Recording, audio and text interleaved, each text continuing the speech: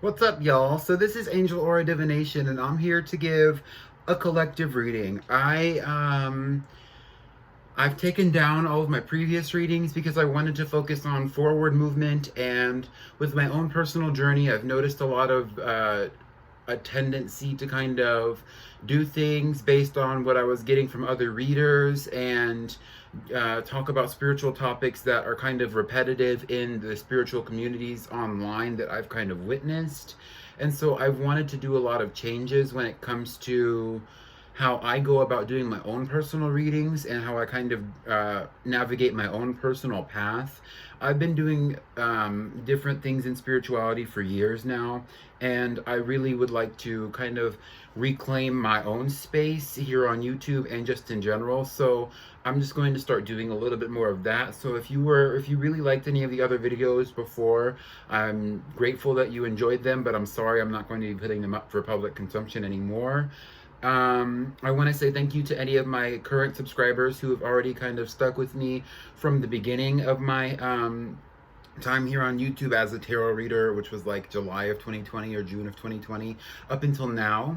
I'm going to be doing a couple of different things over time, like the implementation of the Energy Oracle into my current readings. I'm going to start using those, and I'm going to give a collective reading just to kind of get the energy flowing on my own readings. I'm also going to still be continuing to do those collective readings for all the zodiac signs, Aries through Pisces, and I'm going to start doing them in order. And I'm also going to start sticking to a little bit more of a regular schedule when it comes to doing the readings. I'm kind of giving you my intentions with it as well, where I want to focus more on spiritual growth than being like, oh, this is a love reading because it has two people here, or oh, this is about divine masculine, divine feminine, or this is about X, Y, and Z. I want to start developing more of a continual growth cycle on here instead of just talking about, oh, well, this is what you have going on for this period and I'm not going to see you for a month. I want to start doing more regular readings as well, so I'm going to kind of hold myself accountable to that as well. I already have the cards set out for the collective reading. I'm using the Energy Oracle. I'm using my own regular Universal Tarot deck, and I'm also using one singular card from the Isis Oracle to give the overall theme of the reading as well. I'm going to do a little bit of a reading on this Oracle card itself, but all the rest of the cards I'm going to read intuitively. So if you didn't want to stick around for this, I am going to put it in the description that when I do what, so you can stay for whatever part of the reading that you want to. This reading is also going to apply to anyone who comes to it because it's a general collective reading for all my followers and anybody who happens to be listening to any of my Zodiac series, or what is another way to say that, Tarotscopes. Because this is just going to be a general reading for how these are all going to go. So the plan is, before I do any of the tarot scopes, I'm going to be doing this collective reading, and I release this prior to all of that, and then I also do the tarot scopes. I'm going to be doing 4 a day at the beginning of the week and bulk it out, and then I'm going to be doing a couple of other different things throughout time as we move forward through the growth of this channel. I really want to start developing this a little further. So let's start. I have the Isis Oracle here. I love this deck, by the way. It's I got it recently, and it has a lot of really insightful information about connecting with Isis, the goddess, and also connecting with the author, who is Alana Fairchild. I really enjoyed this deck, and I've been getting a little bit more in tune with this Isis collective as well, which I really enjoy. She's a very strong, powerful guide for me. So the card that we have out from the Isis Oracle is Past Life, Present Power, the many spiritual faces of you. And what's depicted in this card is, I was going to say the sands of time, but it's actually an hourglass with 2 snakes, cobras, sitting on the outside of it, and it's very decorative. It's half empty on top and half empty on bottom, or half full, depending on your perspective. It's very decorated, and I think the cobras talk about kind of the present divinity of not only Isis, but just you know, awareness, your consciousness in general. Snakes mean a lot of things like transformation, connection to divinity, connection to higher consciousness, transformation, I already said. Also, it could have something to do with Kundalini awakening, which would also be associated with Isis, but so would the elements of transformation and other things. I'm not going to do a lot of deep reading on this card because this picture is almost very, straightforward considering the title of the card. It really also would say kind of connecting yourself from, head to toe, especially in your chakra centers and things like that. So now I'm going to do a reading from this booklet, and then I'm going to get into the main part of the reading. All right, so it just says, past life, present power, the many spiritual faces of you. When the soul is growing in service to humanity, in the service of the great feminine and her call that all beings be held and healed and free, it gathers several internal resources to assist on the path. These resources include powers and gifts from other lifetimes. You are currently integrating past life abilities, and you are guided by the oracle of past life, present power, to be open to shifting internally and in your experience of your own levels of power and spiritual ability. So this card would also indicate things that I said. When I said Kundalini awakening, it would symbolize the awakening of the self through the past, through your connection with your past life. Yes, that makes sense. It would indicate a transformation through connecting to your past self and integrating that into your present self, which in itself is also an awakening, although not necessarily associated with something like the Kundalini awakening, which would also be associated with the divine feminine, which is what was described in this card. I think it's very interesting how it's kind of, it's basically saying, you're also connecting to your intuition. This would apply to anybody who is listening to this reading as well. You would be connecting to your intuition at this time. You would be connecting to your divine feminine power, the power of creation, the power of the developmental forces of the universe. I always associate the true energy of the divine feminine with like the Big Bang, especially when for me, I always like to associate the spiritual teachings with my understandings of, physical science, and things like that. So the Big Bang Theory, where it's like the universe is created through one moment, and that's the birthing moment. And at this point, we're at that point again in the energy of the divine feminine as it's being presented through the Isis Oracle. Now I'm going to get into the energy oracle messages. We have indecision. This is resonating at an energy vibration of 8. And with indecision, I see, obviously you and I are all at a crossroads here. It's like they say, I'm hearing life and death. It's like this even could be decisions where it's kind of like the rent is due and it's time for you to put in the work that you need to put in. It's time for you to make the decisions that you need to make to have what it is that you need to have, to develop what it is that you need to develop,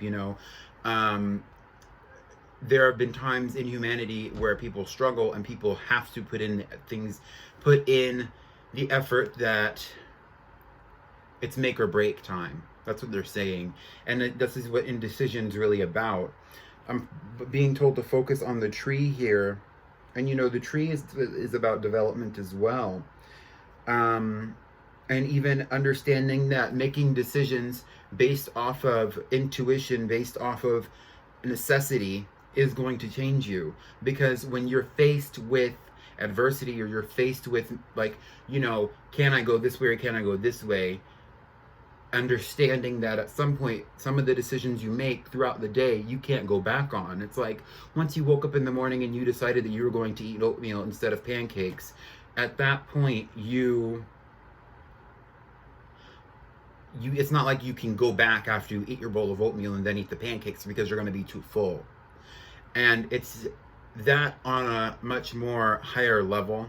So it's kind of like right now at the crossroads, the decisions you make are going to be life-changing on a spiritual level, and you must be able to stand within that as you move forward. Live with the choices that you've made. Now I have two tarot cards that are going to further emphasize this, and we have the Page of Wands and the Two of Cups. talking to me about, this is a developmental energy. This is the energy of coming into maturity about the choices that you make, and also possibly even coming into union within yourself with the feminine and the masculine as well, but even beyond that, with energies of the past life, like the Isis Oracle had indicated, but also energies of integrating, the higher self and the present self. Your spiritual being and your physical being, your ascended body and your physical body as well, your astral body, whatever you'd like to call it. And it's like, yes, I'm going to have to be mature in the choices that I make, but I'm also going to have to function out of emotion to have those choices be appropriate for what I'm going through at this moment in time. Whether that's connecting with others or connecting with myself. And that's what I see here, especially with the Two of Cups. I see the Two of Cups being about connecting with the self. Now, the next energy oracle card that we have is Contract. This reminds me of a lady, Lady Justice. In America, there's like I don't know where the statue is, but there is a statue depicted that's associated with, justice. And this also would be reminiscent of the Justice card in the tarot, where it's a representation of balance. Give and take, good and bad, up and down, dark and light, all of those things. And this contract, it's kind of like this. First of all, I want to say that this also resonates at the energy vibration of 6. And this contract really talks about, using your knowledge to understand that there are things that you have to do in this life to move forward. And for me, part of that is doing these readings. I really enjoy doing these readings, and I consider them to be an integral part of my spiritual journey, because I started a lot of my journey through oracle readings, through tarot readings, and I also started that through connecting with the goddess Isis, through connecting with an understanding of the archetypes of deities in the beginning, and then also connecting to my own energetic ideas of the, associations with deities through time and things like that. And so Contract really talks to me kind of about like the energy of the past life. If we were going to do a past present energy, it's kind of like indecision has led you into a moment where you have to be obligated to fulfill certain things, obligated to fulfill certain contracts, obligated to have a deeper understanding of what it is you have to do in this energy, what you have to do in this moment, possibly because you didn't make the choices you needed to make in the past, or because you made choices that you could not go back on, and now you cannot go back. And that would be the present, past, and present tense of these cards, since I'm doing a 3-card reading with the Energy Oracle. The tarot cards that come out with Contract from the Energy Oracle are the 5 of Pentacles and the King of Wands. I think it's interesting to start out with that the King of Wands comes out in the present energy, when in the past energy we had the Page of Wands. This indicates to me ultimate development. It's kind of like, this could even be a representation of the past self, the page, where the king is a representation of the present self, or the page could also be a representation of the physical body, and the king being the astral body, the psychic body, whatever you'd like to call it, the spiritual being that we all have within us. We're all, what is it that they say? Souls having an inner body experience, or what is that? If you know what it is, you can always leave it in the comments. But it's that energy of, this is your soul. You have this kingness, you have this kingship, you have this queenship, if you're a feminine and you identify with the queen more than the king. You have this royal self that has all this divine knowledge, and ascending beyond the information that you're given in the physical body, to obtain the information from the Akashic records, if that's what you're called to do, to obtain the things that you need to obtain. They're also saying something about an inner fire, and the King of Wands would have a much stronger inner fire than the Page. But if you compare the two of them, that's true. But beyond that, the Page is representing the physical body. It's like, I'm so small here in this physical being, but in my spiritual self, I fill rooms, I fill buildings. I ascend so much further beyond what can confine me in this life. And that's what the contract is about, as well as coming to an understanding that there are things that you must learn here in this life on the journey that you're on. And part of that even is making the decisions that you make and coming to the conclusions that you come to. With the Five of Pentacles here, it's like the contract, the mission that a lot of us have is not always going to be about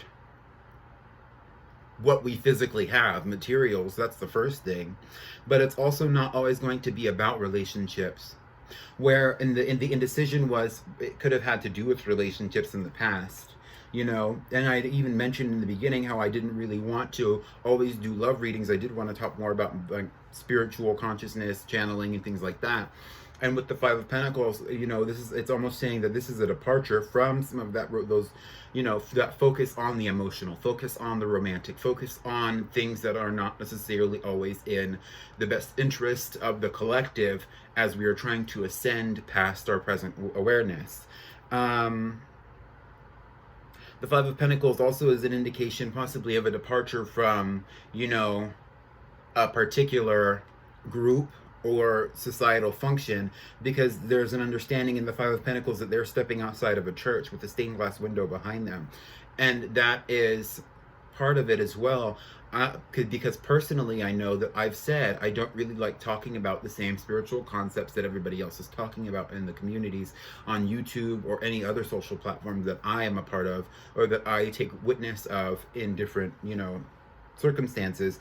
And that's part of the energy as well, you know, moving away from the constant cycles of saying, oh, well, you're twin flames because you have a spiritual connection that you just can't understand. That's not always the case. You know, it's things like that where it's like, I'm not criticizing anybody's personal experience, but I want to define my experience for myself and not constantly listen to, you know, readers say, oh, well, you and this person have a twin flame relationship, so you must come into union, or oh, you and this person are this and that, or oh, you know, you are a star seed, you are X, Y, and Z. You know, I don't want to define anybody's personal path for them.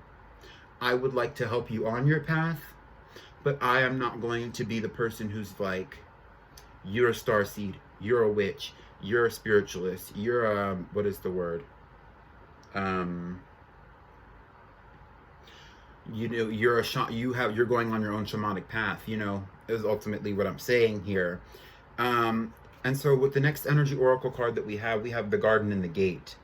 With this, I associate, you know, locking yourself in this pretty bubble is what I really want to talk about. And it's this card is a 30, resonating with the energy vibration of 3.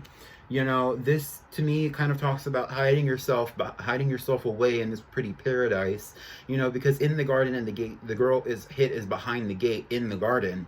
And beyond the garden, there's grass, there's greenery, there's a lush field. There's also a sky where in the garden she's covered up, you know, and the girl standing there, she's very protected. And it's also kind of like, you know, you're protected wherever you go when you connect with divinity, when you connect with your guides, when you connect with your angels, your ancestors, your aliens, whatever you want to refer to your guides as. And, you know, the reason I say that is because of the greenery in the picture. I always associate grass and plants and things like that as protection, you know. Because those organisms oftentimes do spiritually protect us in a certain kind of way. You'll start to notice, especially if you are in some kind of symbiosis with your plants or your garden, if you garden or if you have house plants and things like that, when you don't take care of yourself, a lot of times you also neglect your plants, and that starts to be represented energetically in your space. And so I want to say, you know, hiding yourself away in the ideal, you know, is great, but it's also, you know, sometimes the guidance can also be about expansion.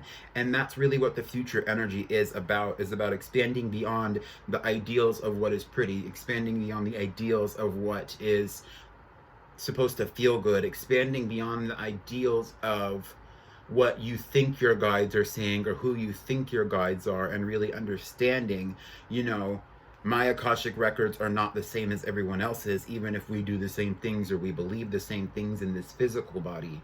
You know, my brain might register that my guide, you know, for example, my personal brain might register that my guide is Isis, but somebody else's brain out there might say, oh, well, that's your ancestor. You know what I mean? It's that thing, it's that exactly, especially on a spiritual level, when you're dealing with spirits, when you're dealing with different, you know, beings, egregores, or whatever you'd like to call them. It's kind of like, are you really going to put yourself in a box? I see the garden and the gate as putting yourself in a box. And the tarot cards associated with that, we have what is this, Temperance and the Ace of Cups. And it's kind of like reuniting yourself with your own spiritual being, and coming into balance with your higher self and your past self and your mundane self, your physical body, and your present self. All of those energies coming in together. Temperance is about integration completely. And it's kind of like you develop over time in your body when you go from the Page of Wands to the King of Wands, with Temperance here representing the third individual in the reading. And then you also, you know, it's like now you have something that you can offer emotionally. And I'm not saying that, you know, there's always this idea in spirituality, from my experience online, where it's like you do the work to kind of come in tune with who you are and where you're supposed to go, what your spiritual path is, and suddenly you're supposed to have a spiritual twin. You're supposed to come into union with somebody who is always waiting for you, and that's not always the case. A lot of it's also about coming into union with your higher self, coming into union with your divine self, and understanding that yes, I am a human having an experience, you know, with through spirit, as I like to say, an experience through spirit, but also I am a soul having a human experience, and understanding what that has to offer just as much as you're understanding what the physical has to offer. They're reminding me also that this is not about money. You know, the Five of Pentacles is like, you know, it's like connecting to because I always see the wands as a form of connecting to the universe, connecting to divinity, especially the King of Wands, because it would also emphasize the crown chakra, because since he's wearing a crown and there's this energy of regalness about him, connecting to spirit, connecting to divinity, whatever that is for you, is not always about making money. And I think that's also something that stands out here to me. You know, I'm not saying, I'm not stepping on anybody's toes, I'm not saying anything about anyone, but you have to do a lot of work on yourself and on what it is that you provide spiritually if you want to have a spiritual business or anything like that, you know. And that resonates for me, especially as a reader, because I would love to develop a platform, have business, you know, do readings for people and things like that, but I have to do my own work. And that would even speak on, you know, I did readings on YouTube from June of 2020 all the way up until February, on and off, but there are parts of my own journey that I can never document on camera. There are parts of my own journey that I could never explain to another individual, and I'm okay with that. And I think part of that's also coming to an understanding that some of that cannot be monetized, and that some of your experiences will never be monetized or will never be explained to you through somebody else's exploration of spirituality. There are things that I say as a reader that will never, you know, be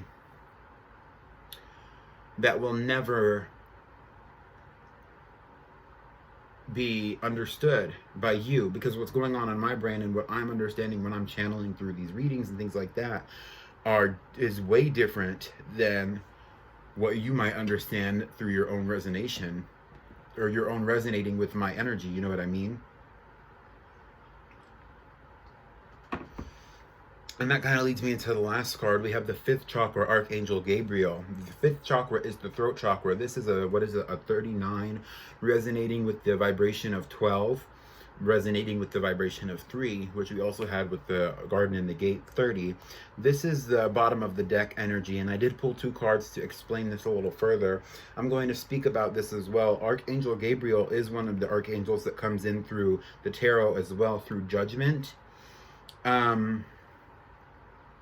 And this is the energy of the throat chakra. I think that's very apt, considering that Archangel Gabriel is also the one who, you know, blows the horn of judgment, or whatever you like to call it. I don't know its exact term. I think he's holding a chalice in this picture. Or no, that's just his hand. But it's basically like, oh, wow. So maybe, I think that's interesting that this is, for, because I'm doing this reading for all of us, for me and for you. And it's interesting, his hand is glowing in this depiction as well as his throat chakra. And so I think that's interesting because it's kind of like I'm speaking through my, you know, my throat, my wind box, or whatever you'd like to call it, but also I'm speaking through my hands. I'm speaking through my creation, connecting to myself, what I have to say, what I have to present here, and also what I can present outwardly. I also wanted to, they're also emphasizing to me the yellow in the picture, the gold in the picture, and that would also harken to the solar plexus chakra in the center of the body, talking about your identity, explaining yourself through words, through actions, through creation, and having that represent who you are, how you identify, what empowers you, kind of integrating the self into what it is you say, what it is you do. I think that's very interesting. The tarot cards we have out to explain this energy, and these are the last tarot cards that I have drawn out for this reading, is the Queen of Pentacles and Strength. And, you know, it's interesting because I was talking about what you have to offer. The Queen of Pentacles always has something to offer, and she's accumulated it herself. You know, coming to, and with Strength, it's interesting that that comes out at the bottom of the deck as well, because Strength would be about what I was saying, going on the own parts of your journey that you must not ever speak about, things that you can't say out loud, things that you don't, you know, that you experience alone, whether you're in a spiritual group, whether, you know, you have a spiritual circle, a coven, you know, you go to classes, you do other things, a group chat even, or anything like that. There are things that you experience that you just don't talk about on a regular basis, and that's fine. But it's kind of like coming into union with the fact that there are parts of you that are not necessarily pretty. There are parts of you that are not necessarily, you know, as easily showcased as something as much as materials are with the Queen of Pentacles, just for example. And also, you know, I take Strength as another reminder that you are an infinite being, especially for the Divine Feminine collectives. You are an infinite being. You are a part of the universe. You are spirit having a human experience. You are a soul having a human experience as well. Understanding that the collective is part of, you know, the collective consciousness, you know, that we understand to be humanity and possibly beyond, with spirituality being the way that we connect with that. I think that's very interesting, developing on what it is that you have so that you can share it with others. That's what I always think when I see the Queen of Pentacles here. And it's like, you know, for me, speaking on my own experience, I learned a lot of the meanings of the cards through listening to other readers over time. I was listening to tarot readings a lot before I decided that I wanted to start doing my own tarot readings. And you know, I also did a lot of my own personal research, and I feel like my perspective on the cards is different than some other people's. And it's that as well, where it's like I've developed my own understanding and my own connection with the tarot, with the energy oracle, and even with some of the other decks that I use or that I will be using in the future. And understanding symbology is a big part of that, you know, and different cultures understand different things to be different symbols. You know, a tree to one individual might be growth, but, you know, if a tree fell on you, is the tree really symbolizing growth then, or is it symbolizing distinct change? Or is it symbolizing pain? Is it symbolizing fear? Is it symbolizing terror? Is it or is it symbolizing connection to the universe and divine growth? You know, grounding yourself so that you can expand spiritually. You know what I mean? It's all of those energies, and it's things like that. What I have to offer is not necessarily what everybody has to receive. And what I have to receive is not necessarily what everybody else has to offer. What's for me is going to be for me. And that's really what is kind of resonating with the end of the reading here. What's for me is for me, and what's for you is for you. And sharing that and understanding that is essential. If it don't apply, let it fly. It's just that energy where it's like, you know, if this reading doesn't resonate for you, you don't have to sit here and listen to it. You know, if you did sit here and listen to it, I would appreciate it if you left it in the comments. Why don't you, I don't know, put a flame in the comments, you know, an emoji. If you stayed to the end of the reading, I'd really appreciate seeing that. And now, since this is the collective reading, I'm going to move on to the Tarotscope. So I'll see you all in those if you stayed to this point. Thank you. Goodbye.